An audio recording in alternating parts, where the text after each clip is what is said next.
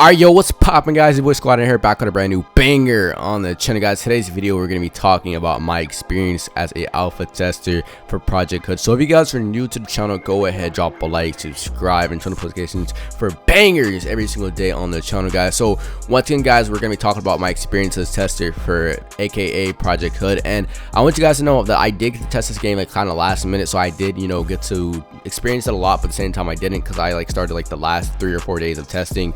So big shout out to Rec and my boy Detail for giving me access to this game, because it was definitely worth experiencing. And I'm just gonna be basically talking about what I did and what I didn't like about this game, so stuff I thought could have been changed like that. So without further ado, guys, let's get right into it. Right, guys, now first things first is I want to say that this was a really smooth experience, as like the game was, you know, never like a game like where it was like had no potential, and the game definitely does have a lot of potential, but it's the smoothest game that I played on Roblox in a long time. Now keep in mind, guys, that the developers is like an entire set of developers, not just one, it's not two, there's like 5 or 7 developers, and they all know what they're doing.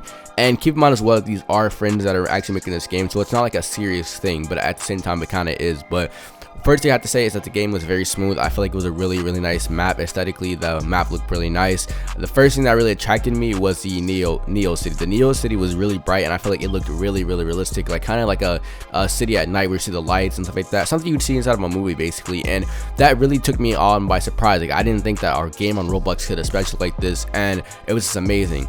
And the other thing that actually, you know, kind of struck me was the fact that when you go into the game, like, the graphics of it in general just look a lot better. Like, not even just the city, but like when you play it, like you guys look at the reflections of the water, the lighting, it looks really nice. And it's hard to tell at first that it's even a Roblox game until you obviously see your Roblox R7 or R8 character, I believe is what it's called.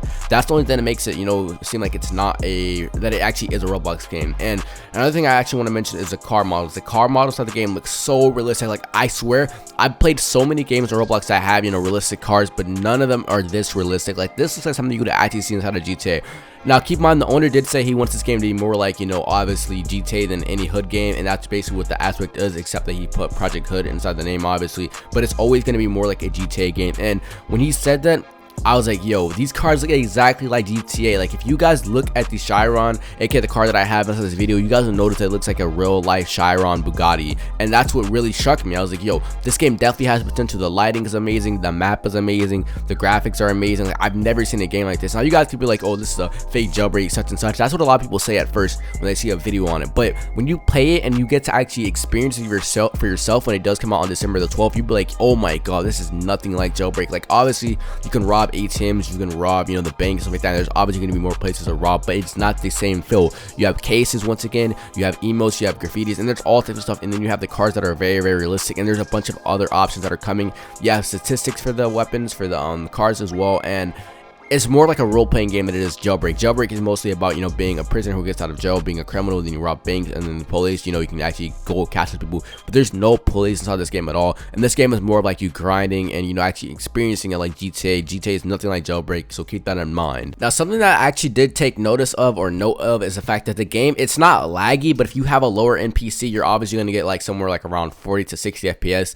Once again, guys, it's not their fault, it's more of Roblox's, because obviously if this game, you know, did have capability of using your GPU, they would obviously use it, which they don't have the capability of. And if they did, you'd probably get around like 200 FPS or 240 if you guys have the specs of me. And I have a Ryzen 5 2600 and I believe an RTX 2060 with 16 gigabytes of RAM. And if you guys don't know anything about computers, don't worry about it. But pretty much what I'm trying to say is that it is pretty decent for a low-end PC. I think you'll still get around 30 to 40 FPS.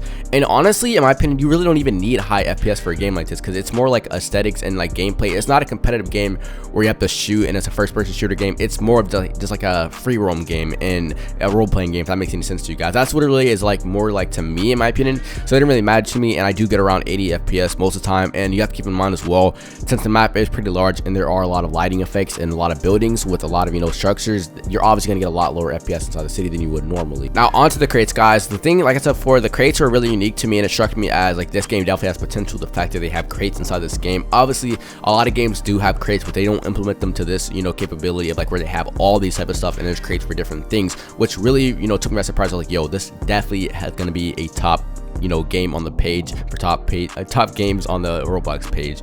So something I actually did not like about this, now don't get me wrong, this is like a really small thing, it's kind of like a personal thing, but if you guys notice, when I did like a case opening, when you guys open cases, like you can get duplicates, and when you get duplicates, basically when you open up those duplicates, you get money back. But I felt like there should be like where you get higher, you should get more money back if it's like a higher rarity of a duplicate. For instance, you get 45% back from the crates at the moment, but I feel like if you have like a higher end one, like a legendary, you should get like 100% back, if that makes any sense to you guys. Or like if you have a very rare, you get like 65 back or something like that.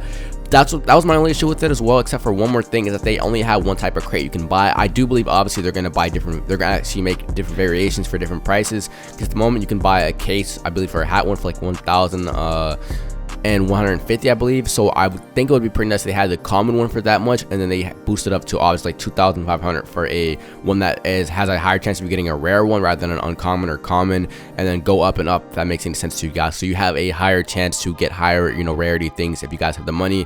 Obviously, I do think they should make everything like where if you have a certain amount of money, you should be guaranteed to get a legendary out of it, like maybe like a huge amount of money, such as like $1 million or something like that, or somewhere around like 500,000. But at the same time, I feel like $1 million would be the best price. But some people could say that's kind of pay to win, and rather than you opening cases and grinding cash at the same time. So I don't really know how the community feel about that. But that's personally what I think about that and my whole take on that. Now, this is pretty much the last thing for like the crates. There's actually an issue with the graffiti, and I'm pretty sure they're gonna fix it afterwards. But basically, when I was playing testing, if you did roll like a really rare or legendary spray or graffiti inside the game, you basically lose it if you leave or if you died. I believe, I don't know if you actually lost if you left, but I know if you died, you lose your graffiti. So say for instance that you spent like a bunch of money on these graffiti cases thinking you're gonna get something out of it, which I did, you actually do not get it back. And I don't think there's any way for you to get it back unless the owner basically fixes it, or you tell him personally about how you lost and have proof of it, which I don't think he'll still do. But that was a huge issue to me, the fact that I had like a very rare one. I think I had the F and S on top graffiti, and I lost it because I actually got killed by a bounty. So that was something that was actually kind of annoying to me, but at the same time it really didn't matter to me because I didn't know how to use graffitis anyway. But it was like kind of like the collector's type of vibe that I had with it. Like I wanted to keep it and like spread it off, or like brag the fact that I actually have it and could show it off to people when I have like other videos, like my collection and stuff like that. If that makes any sense to you guys. So it was kind of like a minor thing, but at the same time it was actually somewhat important to me. At the same time it was kind of minor, so it didn't really matter at the same time, if that makes any sense to you guys. But another thing I actually liked about it at the same time in this game was that the cars are really realistic. Like, you guys could complain all you want, but like, well, bro, just because it's realistic doesn't mean it's fun. I get to some people being a person who has to drive a unrealistic car inside of a game is more fun than it is having a realistic car where you have like actual drift and stuff like that, and it's hard to control. That makes sense that a lot of people wouldn't like that. But for me, as a person who plays GTA, there are a lot of cars where it's really hard to like control these cars at a certain acceleration, which obviously I like because it makes it feel realistic, and that's the main thing people do inside of GTA. That makes sense for them to have that. And inside this game, I feel like a lot of people are going to be free roaming as well, so I could see this game being more like a free roam role-playing type game for the future. But that was my thoughts on the game so far, and once again guys, I liked it a lot, and I feel like this is definitely worth testing, and I did appreciate it a lot. Shout out to my boy Rec, Detail, and Imp for putting me onto this. If you guys did enjoy this video and want to see more Project Hood content on the channel, make sure to drop a like, subscribe, and turn on post notifications. And you guys, it's your boy SquadDen, and I'm out.